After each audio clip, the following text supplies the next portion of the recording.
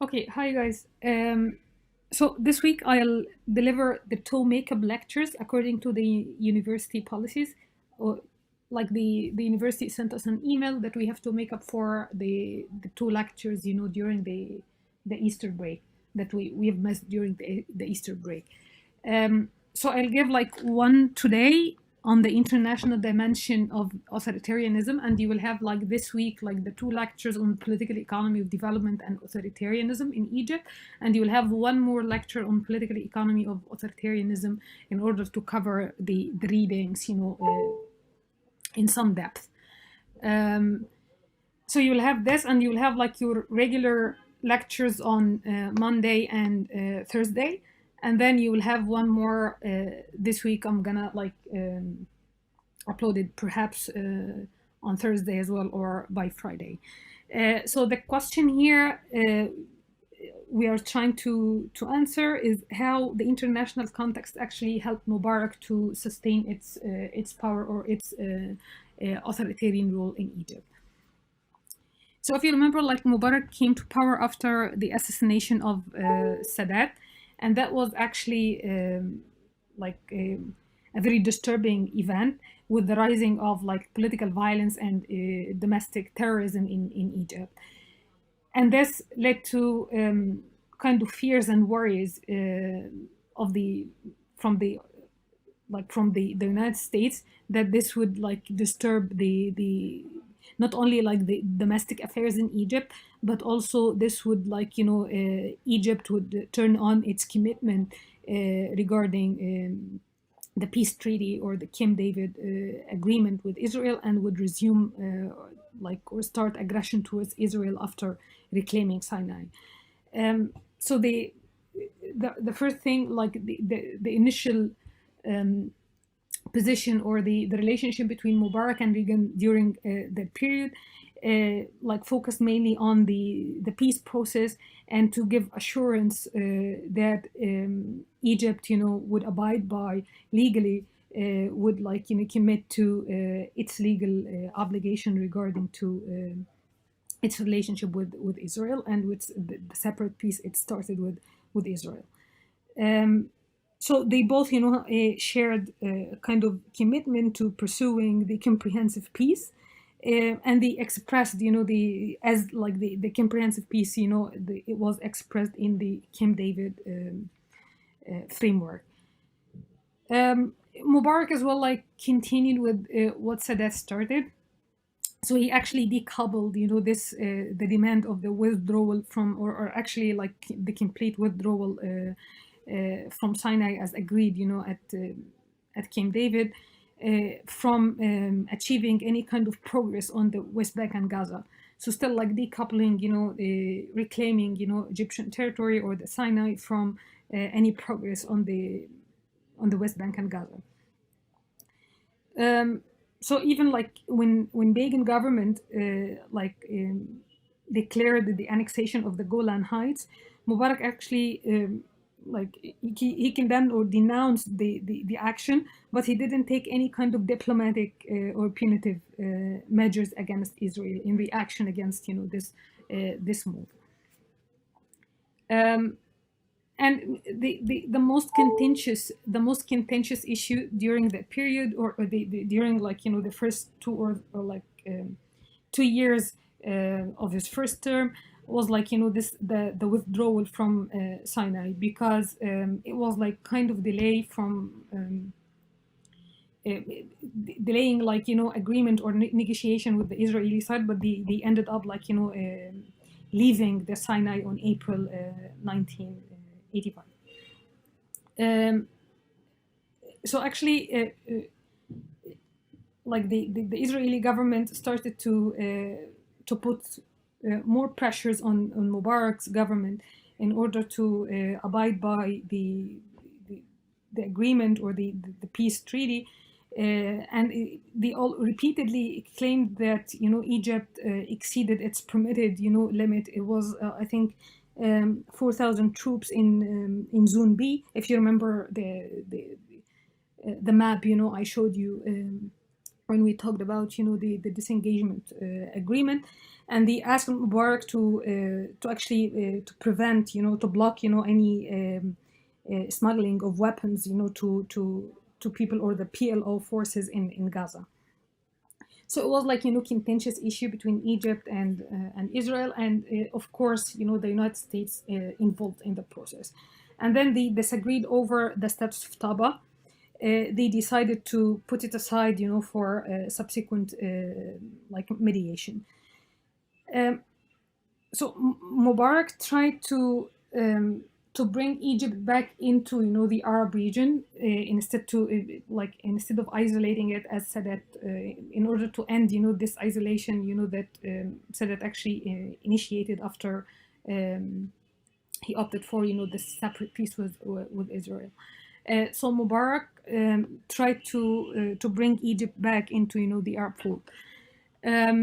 So that's why it was like it was clear in his official stance regarding some unfolding events in the region during that period. So when Israel invaded Lebanon in 1982, it was like very disturbing event in the region and for Reagan administration as well. So Mubarak actually like criticized Israel, the Israeli offensive, but he didn't take any diplomatic action in protest. It was like until the Israeli forces allowed Kataib in Lebanon to walk into the refugees the refugee camp in Sabra and Shatila to massacre Palestinians. So it was like until the massacre, Mubarak decided to recall his ambassador from Tel Aviv, and he didn't actually end any like this commercial air traffic with Israel or to close the Egyptian embassy there. He didn't actually escalate the event, so he tried to to take kind of pro-Arab stance without alienating the United States administration or Israel. And with the so basically during the Lebanon war, Reagan actually tried to approach the region still through this or tried to he still perceived the region through this Cold War lens. So Reagan actually sent troops, American troops, and he tried to intervene more in the region in order to prevent the increasing influence of the Soviet Union and to reestablish pro-United States government in Lebanon. So he sent troops to Lebanon in order to to supervise and ensure the departure of the PLO from Lebanon. But this actually triggered more circles of violence between the Syria actually intervened as well. So you have Israeli forces, Lebanese different forces, and the Syrian troops as well. So they started, especially from groups affiliated with Hezbollah. So they started to target or to commit kind of violent actions against the U.S. Targets in Lebanon. So the actually suicide bomber actually struck at the U.S. embassy, and then they killed actually. They walked into some of the camps of the United States troops, and they killed more than 200 service members. So it was actually Reagan declared the United States would never back down, but it ended up deciding redeployment of the U.S. Peacekeeping forces from Lebanon, from Beirut. But this actually laid the groundwork for some other or subsequent violent actions against the U.S. and against the American targets. But Egypt during that war like the relationship with between Mubarak and Reagan was not like that good at that period. It became later. They developed kind of friendly relationship later, but during that period, they didn't develop this intimate or friendly relationship between the two countries. Uh, and at the same time, Mubarak tried to bring Egypt back to the Arab orbit. So he took like a very clear stand by supporting Iraq in its war against Iran, and even because of like this like the hostility or the relationship between Mubarak and Gaddafi was not good, and it was like it was like a very tense relationship between like Mubarak and Gaddafi. And Reagan actually considered Libya and especially Gaddafi as like a strategic threat because of its close ties or relationship with the Soviet Union, getting weapons from the Soviet Union and sponsored as some terrorist or terrorist attacks. So in 19 like after 3 years in 1985, the National Security Council actually proposed an attack with the help of Egypt. Um, so it tried to use like the to ask Egypt to intervene in Libya with kind of U.S. air cover. Mubarak actually was very assertive, and he rejected to invade Libya despite the hostility or the tense relationship with Gaddafi. He rejected to do that for the sake of the American interest. But and this and actually it paid off. This is strategy to bring Egypt like slowly back into the Arab region and to end this isolation. It paid off by the late 80s and early 90s. He restored by early by late 80s. Actually, he succeeded in restoring some diplomatic relations with like nearly all Arab governments. And in 1990, the Arab League actually returned to Cairo.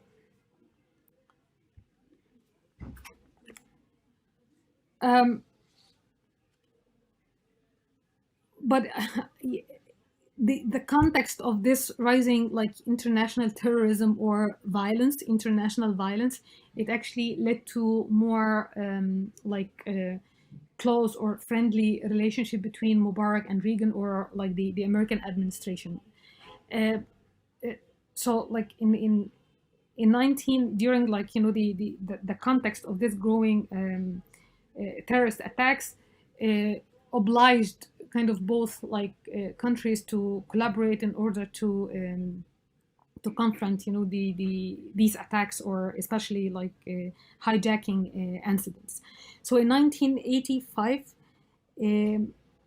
like groups affiliated with Hezbollah in Lebanon, they actually hijacked a flight. It was like Trans World airline flight, and killed one American passenger, and they took like I think 40 as hostages. So the plane actually departed from Egypt and landed in Lebanon, um, and they kept the hostages and in Lebanon, and this actually delayed any rescue missions. So that's why in order to prevent this from escalating into a national crisis, Mubarak tried to interfere in order to kind of to help with releasing the hostages and to de-escalate the tension between the two countries or in the region.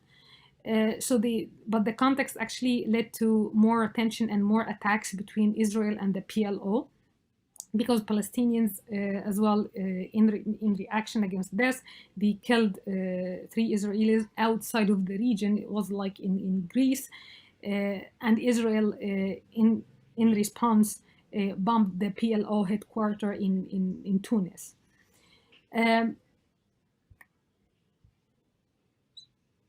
in a separate event in the Sinai, it was like, another kind of violent attack happened.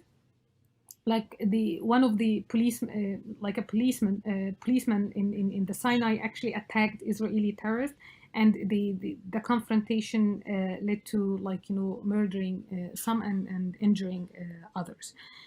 Um, so that's why, like, the relationship between Egypt and the accused Egypt of, like, negotiating with the hijackers, like, the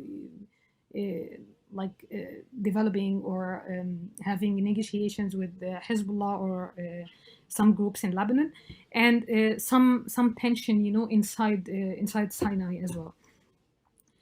Um, so situation, but the things like eased up later when Palestinians actually took control over an Italian cruise ship, Loro, and the actually it carried like tourists to Egypt in Alexandria, and the hijacked, some of the tourists, and including, some Americans. Um, so Mubarak tried to escape, trying, hijackers domestically, and he instead, turned them over to the PLO.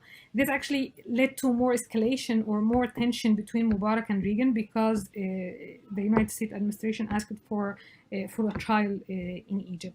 But with the help of other European countries, Mubarak escaped, this internal or domestic trial. So that actually provoked, by turning the hijackers, over to the PLO or in Tunisia, it actually provoked the United States. But when the United States actually tried to escalate by tracking and forcing the hijacker plane, and forced the plane to land in Italy, situation actually got like eased up a little bit, because it actually it provoked, the Italian government, because it was like a complete violation, or like a clear violation to the Italian sovereignty, by like encircling the hijackers, over its territories. So Italy actually tried to assert, its sovereign, its sovereignty and its, like, legitimate position, by releasing, some of the hijackers, and put others on trial for murder. So when things, like, it ended, like the crisis actually ended in a way that satisfied no one, almost, like the United States or Italy or Egypt. But at the end of the day, like Mubarak portrayed, this event or this terrorist attack as an act of piracy. So that's why the relationship between Reagan and Mubarak got a little bit like, or eased up a little bit.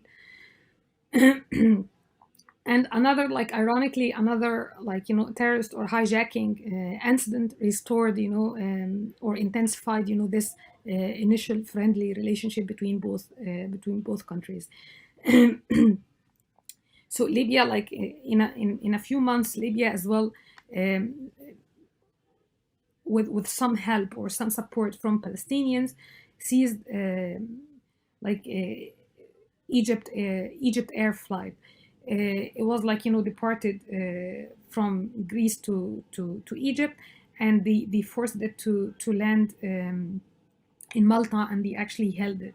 So Mubarak reached out to the White House and asked the White House for like some military help with Navy fighters to help Egypt with this anti-terrorist attack. And actually, Reagan sent some planes to Mubarak and other military aid in order to help with the military operation against hijackers. And even during, like, this tense relationship, Egypt kept receiving military aid, and this bilateral cooperation continued between both of them, between Egypt and the United States. But after, the two hijacking incidents, the relationship between the Pentagon and the Egyptian army actually grew even closer. So Egypt like became one of the major non-NATO allies by 1987. It acquired, it gained kind of preferential treatment by acquiring the U.S. military technology and um, getting more like military and financial aid.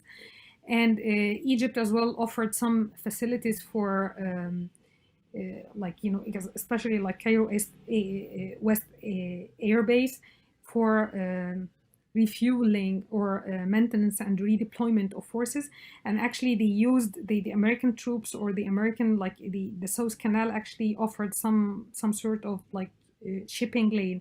So it was like it offered, Egypt offered special permission for like the United States vessels to move or to pass through the Suez Canal.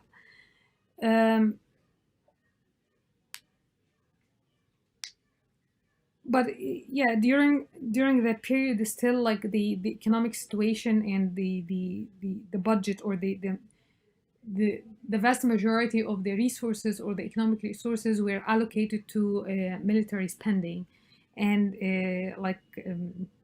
re-establishing this central security forces. And Mubarak actually increased the conscripts by they reached actually 500,000 soldiers by 1987.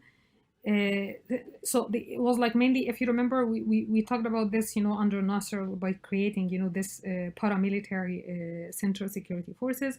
And the main, the conscripted, people, that they were not, or they are not like qualified for conventional military service. So the government actually used or needed more financial and economic resources in order to spend on security demands. And with the help of the United States and the economic and military aids, they managed to secure some sort of financial or some funds for expanding these paramilitary forces. Um, but one important event, but it's kind of it's off context here, but it's important to know, like the government in 1986, so the government proposed to lengthen the required term of service at the central security forces from 3 to 4 years for for the draftees. But actually, in response, so they had to they actually revolted, and they organized some riots and violent events, and set some shops and hotels in fire in Cairo. So Mubarak, actually, it took him like one day in order to respond, and he imposed curfew in order to mitigate the chance of of the riot to spread across Cairo and different cities. But actually, it remained one of the security pillar that Mubarak's regime depended on in order to quell or to put down any potential protest. And the army actually was deployed in order to restore stability and order, and they managed to do that. And that was like during the first term of Mubarak. It was like and it continued during the second term as well. The issue of terrorism, domestic violence, and political violence, and resorting, but the relationship with the United States even got intensified even in the second and the third terms. And he managed actually to neutralize any political opponent by removing like the Minister of Defense, and he was like Abu Ghazal, I think. He was like one of the disturbing figure to Mubarak. So he needed to restore its dominance over the military. So he undertook, this kind of what was called like bureaucratic coup by creating a new position or a post, was called like the pre-president, or the by creating, a new position in order to remove, this kind of the military figure from the armed forces, and to assign, some ceremonial and managerial role to them. Uh, so he created, this position of presidential assistance, like it was like kind of ceremonial and managerial position. So it didn't have like, any kind of political role. So he tried um, to increase, the expenditure or the budget for the security forces, improving the relationship between the Egypt and the United States, and then, he tried to sideline, any kind of disturbing figures from the military. Um, so the second Gulf War actually, it was like another, like in addition to, these kind of hijacking incidents. So the Second World War, the Second Gulf War, it was actually another turning point that led to more collaboration between Egypt and the United States, and increased, some sort of the financial and the military aid as well, and helped Mubarak to entrench, or to maintain his grip on power. Um, so what happened in summer 1990? Saddam actually invaded Kuwait. Uh, he claimed that after the first Gulf War with Iran, it was like really devastating, and he tried repeatedly to ask the Gulf countries in order to support him financially, but they refused. And he needed, to get access, to um, to some of the economic resources to improve, the economic well-being of Iraq. So that's why he decided actually to the thing is like the repercussions, of this invasion. So when he invaded, Kuwait, Egypt and Saudi Arabia tried to pursue kind of a diplomatic initiative in order to get Saddam to de-escalate, while kind of saving his face as well.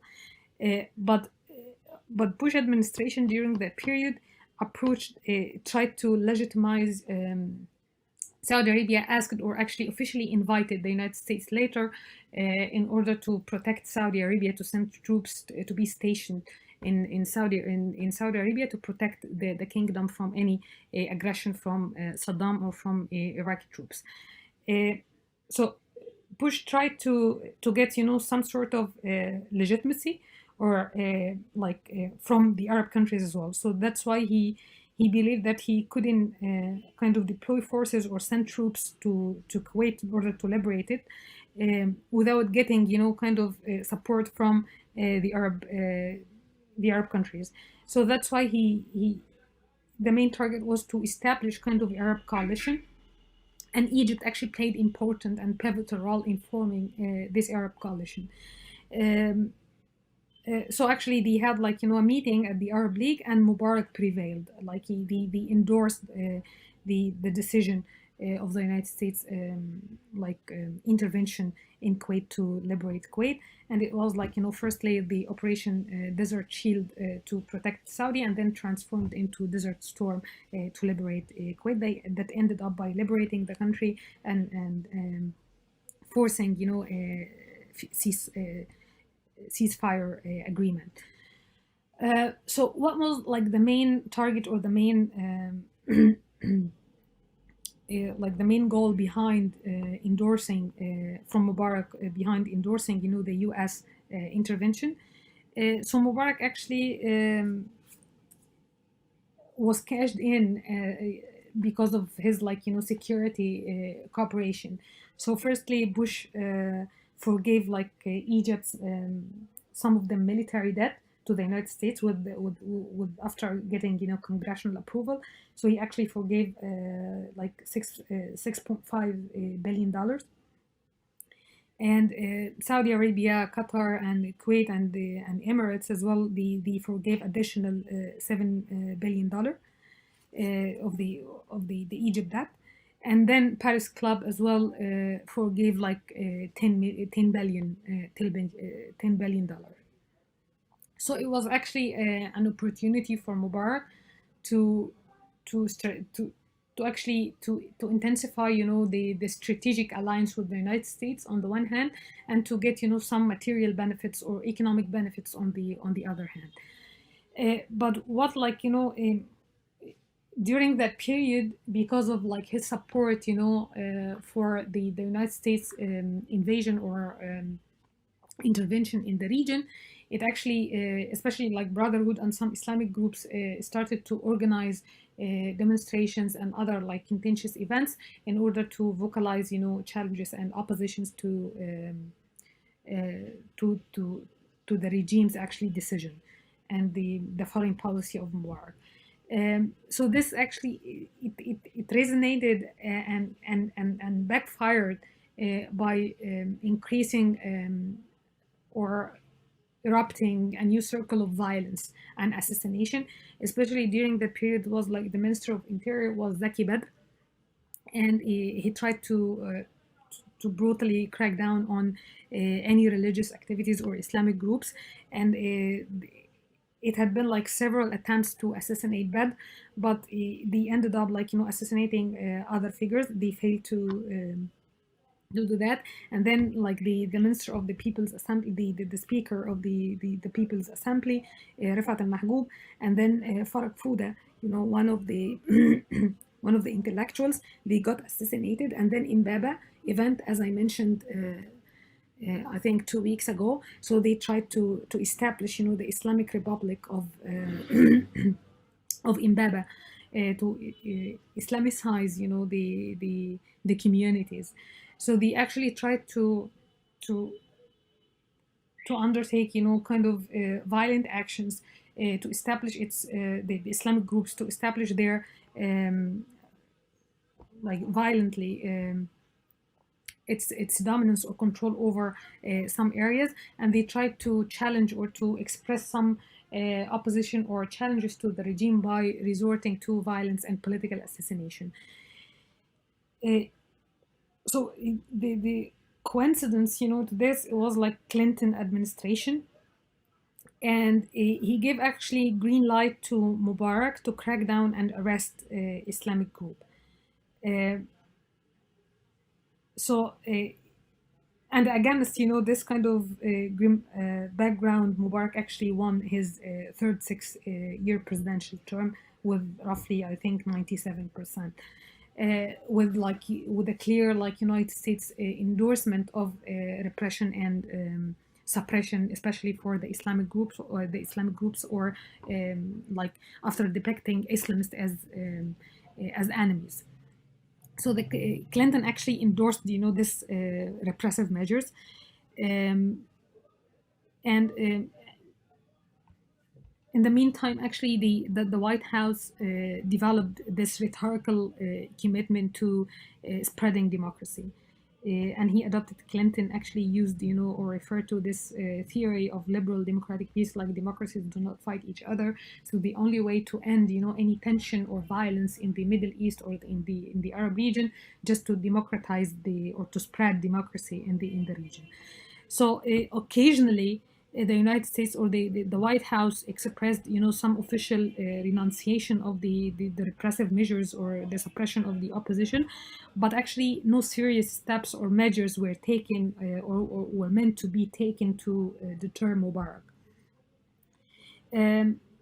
So Mubarak had leeway or wide authority to crack down on the Islamic group or the Islamist in Egypt with the support of the United States, and because of it has an active agenda. So in 1995, he actually tried to he retaliated by brutally cracking down on the Islamic group, and they actually took another reactive or another they launched their own offensive by bombarding some targets and tourist equipments and buses in Luxor in 1997. And this triggered a reaction from the United States administration, and Clinton considered, terrorism as a serious threat to the United States national security that had to be confronted by quote unquote all appropriate means. So green light, or another push for Mubarak to move forward or to proceed with this cracking down on Islamic groups. And Clinton actually took this decision, or like as a presidential or directive kind of that authorized, program for cracking down or the detention.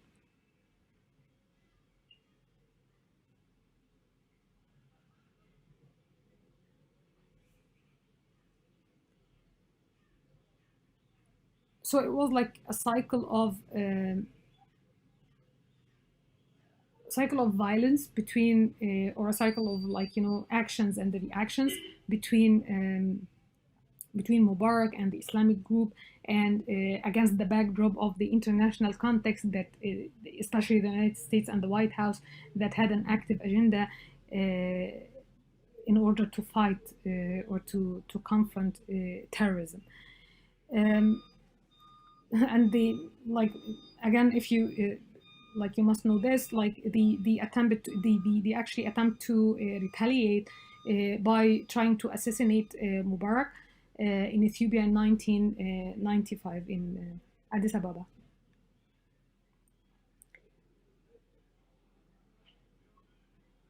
So against this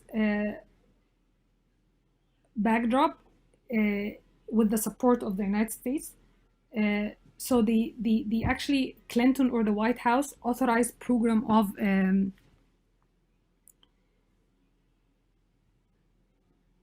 transferring the alleged terrorists to third countries, and it was Egypt became the hub of this in order to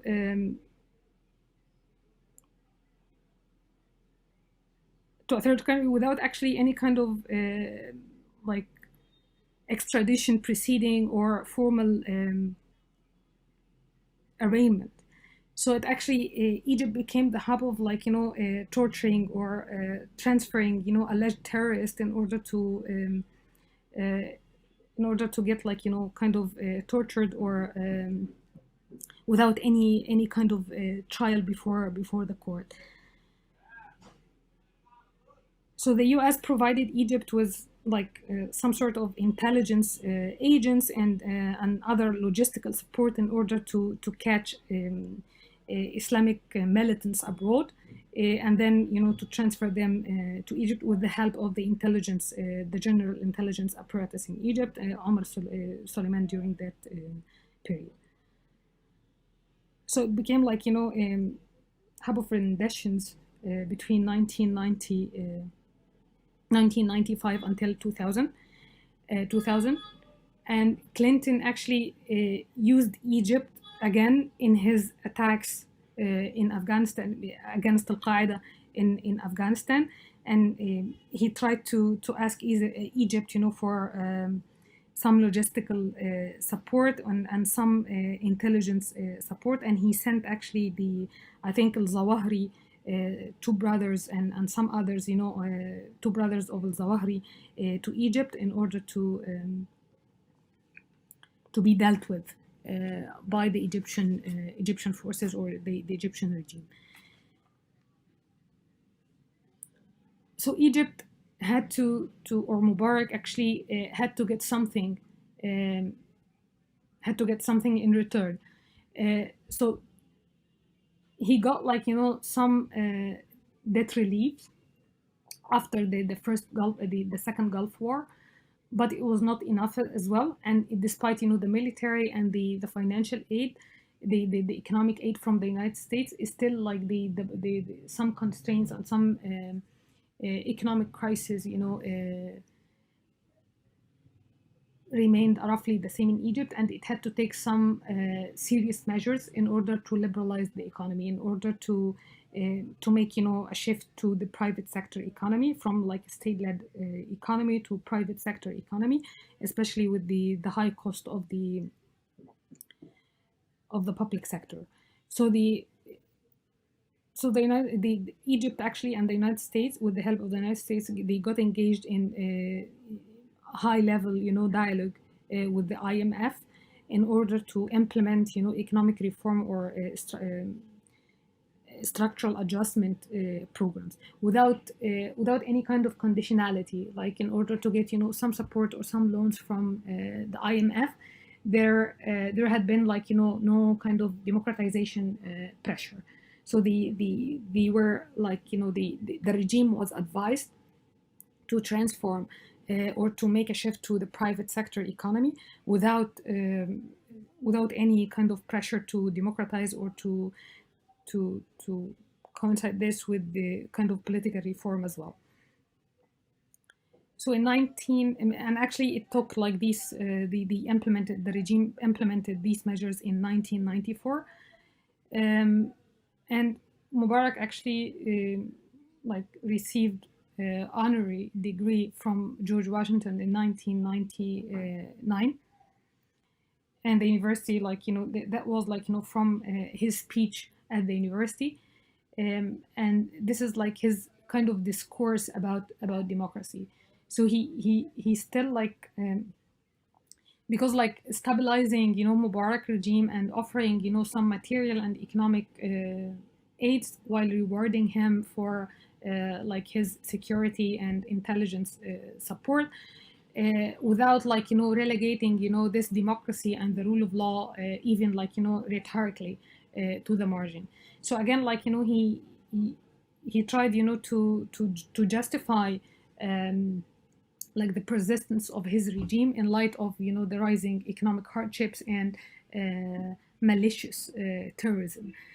So that was like from the speech, like he claimed that the road to democracy is very long, and especially he highlighted the economic and the security and the existence of what he called narrow-minded intolerance in a reference to like Islamic groups. But still, like he believed in the rule of law and moving towards like consolidating democracy gradually and steadily, and in the spirit of tolerance and cooperation. So like to over like kind of to sugarcoat the speech, and he had to make like kind of references to democracy and the rule of law to justify this kind of collaboration and the harsh crackdown without fair trial in Egypt. And then like the like it was like kind of continuity as well. It persisted with the Bush administration, with a new like the dominant narrative about freedom agenda or democracy promotion.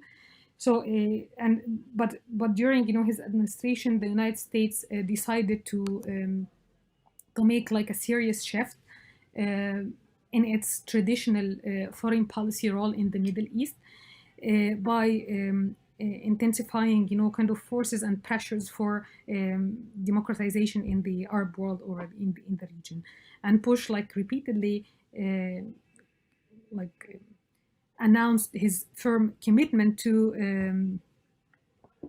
promoting democracy in the Arab region. Without Egypt actually was like kind of a strategic ally, as I mentioned. So like promoting democracy without jeopardizing this Egypt's alliance with the United States. So the September 11 and the subsequent war on terrorism and like the serious security measures taken it was like another turning point in the relationship between both countries. So again, like Egypt,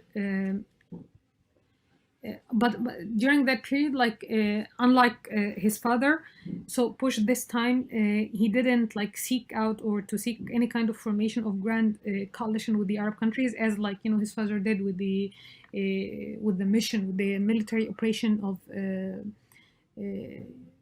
liberation of the during the second Gulf War. Um, so it was like the Egypt still like helped the United States with the war on terrorism, and its conventional war in Afghanistan, is the operation called Operation Enduring Freedom. So it still offered intelligence and logistical assistance by like allowing for like using the Suez Canal and offering um, like some bases and allowing for securing kind of passage for the Persian Gulf. Um,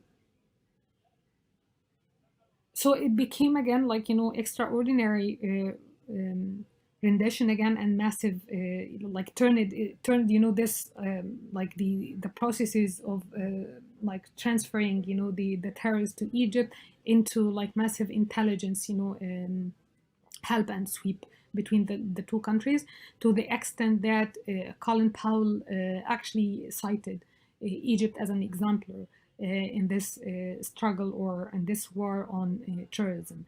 So, according to uh, his commentary, so Egypt is really ahead of us on this issue, like the war on terrorism. And they have had like to deal with acts of terrorism in recent years in the course of their history, and we have much to learn from them, and there is much we can do together. So that actually how they legitimized like the degree and the level of collaboration on this like logistical and intelligence levels between the two countries. So that's why like Mubarak was like a very like strategic ally, uh, and any claim or any discourse or any kind of rhetoric, about democracy promotion or spreading democracy, was not meant to alienate Mubarak or to disturb, the relationship between both countries. And then Mubarak actually they tried they moved between different ideas using military aid and some sort of military intervention, as we are going to see in the when they decided to invade or to occupy Iraq, and using like war of ideas as well. So like in order to it was like a war to win hearts. So how to push people or to make people like buy into this democratic ideals. So Mubarak as well, ironically, he was like depicted as like a key partner in the war of ideas between the two countries. So Bush himself actually praised Mubarak, and he mentioned that like despite some leaders and like some state leaders didn't like Mubarak, but Mubarak has been like a great leader of Egypt, and there are extremists who do not like him. So again, like the juxtaposition of the between putting Mubarak um, side by side to this like war on terrorism or the relationship with extremists or the Islamic groups was like a cornerstone of the foreign policy or the relationship between both countries. So the so again, like to the extent that we can help round up those extremists that would do harm to the president or his government or the people of Egypt, we will do so. So it's again like matter of like justification of the relationship between both countries, and why like Mubarak was like, or Egypt was like one of the like strategic ally to the United States. So they actually continued with this bilateral talks or bilateral discussions between like the United States and other Arab countries, and including, Egypt and Saudi Arabia, of course. And then they declared or announced a program called the United States Middle East Partnership Initiative, MEPI. The first, actually, the program actually announced or focused mainly or on three main pillars: economic, political participation, and education. And then later, they added a fourth pillar on women empowerment. So actually, the program or the initiative focused mainly on intensifying or stimulating, this economic relations in the region, and how to actually to broaden, this political participation, and to pay attention to the educational curricula and the education, in order to spread or to make people internalize democratic norms and values. And then woman empowerment was added later. So during like the international context as well, during that period, it was like a context of this debate between stability and democracy, and how, like, the departure of Mubarak, or like, some of the strategic allies in the region would actually destabilize and would offer an opportunity for Islamic group to take over. But during that period was, like, again, like a debate about the relationship between stability and democracy, and Bush actually sought to like to push for kind of a small opening of Mubarak regime, without actually that, to the extent that Mubarak either actually rejected or circumvented or tailored to foster his authority or his power. So during that period was the issue of, like, trying, or the sending, the Saaduddin Ibrahim, the the the founder of Ibn Khaldun Center, and he used to teach sociology at the American University, and they accused him of disseminating, kind of wrong information and distorting the image of Egypt abroad. And despite, some of the official condemnation or denunciation, Mubarak actually didn't he paid actually lip service to these kind of international pressures, and even came from the United States. So there was, like, no official kind of action or measure meant to be taken against Mubarak regime, or meant to be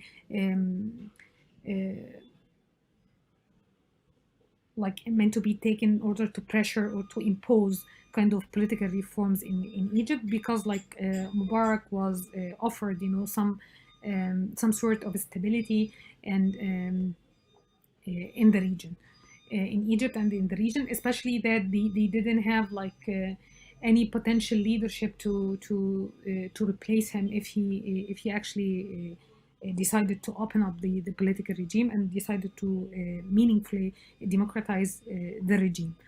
So it never aimed, like, all these pressures never aimed to alienate Mubarak as a key partner and like a strategic ally to the United States. So the debate about, this relationship between security and democracy, and especially with the United States, like, double standard strategy in the region, like assuming or rhetorically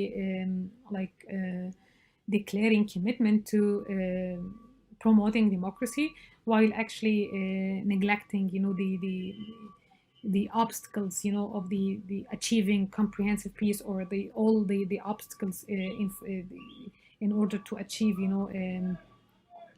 meaningful, like, peace process, or after, especially after, the relationship between, or the peace process actually broke off.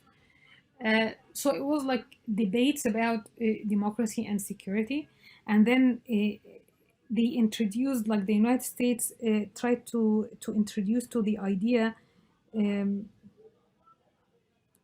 of like how, like, getting rid of, like, some dictators would inspire other countries to democratize to democratize, their countries, and subsequently this would stabilize or put an end to violence, came from like Islamic groups or terrorists. Uh, so so Condoleezza Rice, for example,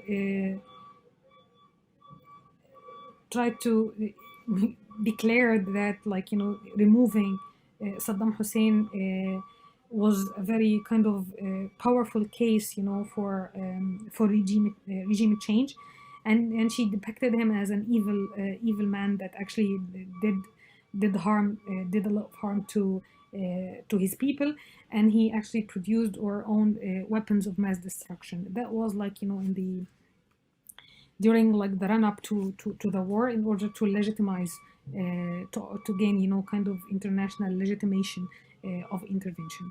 And then Bush himself actually developed, this kind of discourse that liberating, Iraqi people is kind of a great moral cause and strategic goal. So like establishing, democracies in Iraq and Afghanistan, as they claimed, will inspire, kind of additional and other reforms across the Muslim world. But apparently, like, authoritarianism helped them to actually to intervene in the region, because Mubarak supported the United States decision, or endorsed, this decision of invasion, irrespective of, like, the public opinion surveys, like, and actually his action triggered more kind of social upheavals and social protests that were similar to the one for some observers, actually similar to the bread riots in 1977. So actually, he didn't pay attention to people's opinion, and this actually triggered more nationalistic sentiments amongst Egyptians, as we saw, like, last 2 weeks, how people actually, after supporting, or declaring solidarity with the Palestinian Intifada 2 years before, so in 2003, they again, took to the streets in order to express, their opposition to Mubarak's decision or foreign policy in support of the United States, and they used, like, banners and slogans, that actually aroused, this patriotic and nationalist sentiments. So and again, like, it raised, some questions about, the relationship between stabilization and democracy promotion. So what actually the United States, needed, and obviously after the Iraqi invasion, it triggered, it actually led to more violence inside. Instead of establishing, stable democracy, it led to more it gave rise to, like, sectarian politics and more sectarian violence, and it alienated, the Sunni Muslims, and the invasion actually activated, a new sectarian identity for Sunni Muslims that they didn't have before. And it was, like, very difficult for them to reach or to converge on, like, a formula that would stabilize the entire political system. And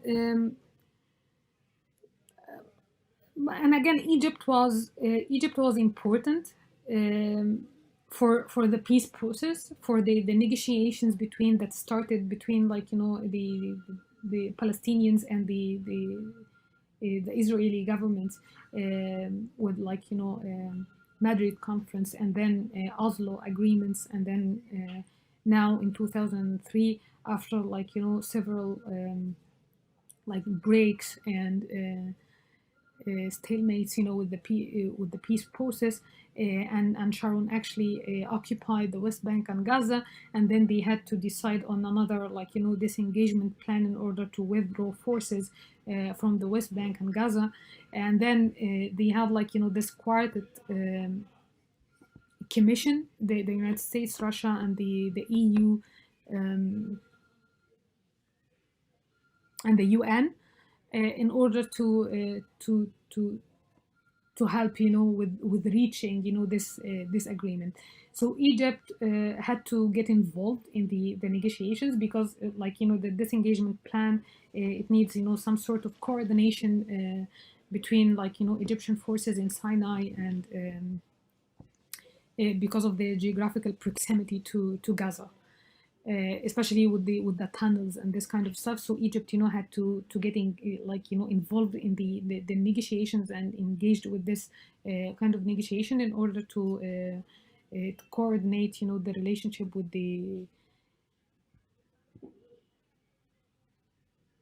the Israeli government and with the Palestinian Authority as well. And the most contentious issue was the tunnel that was used in order to smuggle arms to people in Gaza. So Egypt, had for technical and coordination purposes, Egypt had to get involved, with the disengagement plan between the two parties, and this actually led to added more layer of approachment with the Egyptian government or Mubarak's regime and the United States. So because of its kind of importance in this process, so Bush decided to invite Mubarak to Texas before having a press conference in order to agree on the disengagement or to declare the agreement on the disengagement plan. So the main purpose, as Brownlee mentioned, and from some documents, so Bush actually tried to win Mubarak over to his side in order to give assurance to the Israeli guy, to Sharon, that regarding the right of return, in order to assure, to give assurance to Sharon that Palestinians or the refugees, wouldn't return, to live in Palestine or within the pre 1967 borders. But actually Mubarak rejected, and he advised against offering this kind of assurance or giving promises to the Israeli government without making the same pledges to the Palestinians. And they ended up declaring the two-state solution, and Bush actually, without any consultation with Mubarak, declared in the conference the acceptance of the settlement in Palestine. So it was important with some degree of involvement and engagement, but how effective Egypt was with regard to the course of the negotiation or the outcomes of the negotiation is kind of questionable and debatable. And then they declared a program or another initiative in order to democratize the region without any prior consultation, again with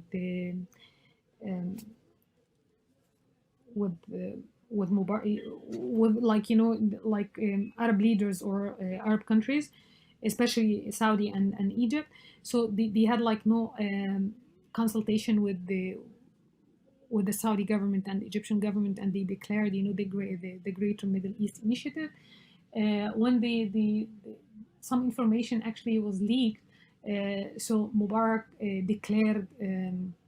publicly declared that he rejected any imposition of democracy or democratic reform from abroad on Egypt, and Saudi Arabia as well declared that they already Arab leaders and other countries, they actually led some modernization and development programs, and that's why they didn't need, but they were asked to implement kind of educational reforms that would instill or disseminate this democratic and liberal or democratic norms and values.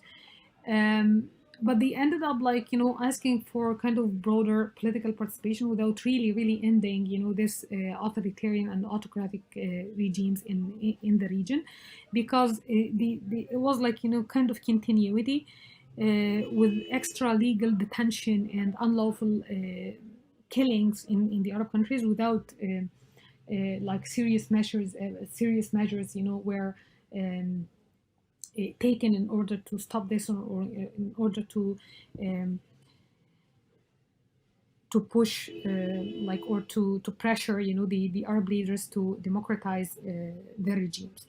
Um, but again, like, the it was like for the United States, the main target for the United States foreign policy, the main target was like securing its national interest in the region by, like, having kind of military bases, and like, to protect, to safeguard, quote unquote, the peace process, or the Israeli interest in the region as well, and like to secure, like, the the the the passages, and the oil supplies as well. So it was like serving, its own national interest, plus like stability in the region, using, this kind of democratic rhetoric, or the narrative of freedom and democracy, but, like, it was like to the extent that it would serve, its own interest, but against, this backdrop of, like, greater Middle East initiative. Mubarak, took, like, some steps of political reforms or political opening, as I mentioned before, this constitutional amendment that put an end to the plebiscite, in order to allow for presidential elections, to allow for different candidates to run for the presidency, and the actually the parliamentary elections with supervision of with the judicial supervision, that actually ended up bringing the Brotherhood into, like, or allowing the Brotherhood to enter the parliament, and they gained like 80 seats, like, it was like kind of unprecedented event. So that's all for this, like, makeup lecture, and this is actually the last week lecture. And then we will start, as I mentioned, with the political economy topic, political economy of development, or political economy of authoritarianism. We're gonna, like, cover both in some depth, and you will have, like, your 2 regular lectures and one more this week, and then by then, I would finish, this 2 makeup lectures this week. Okay, bye.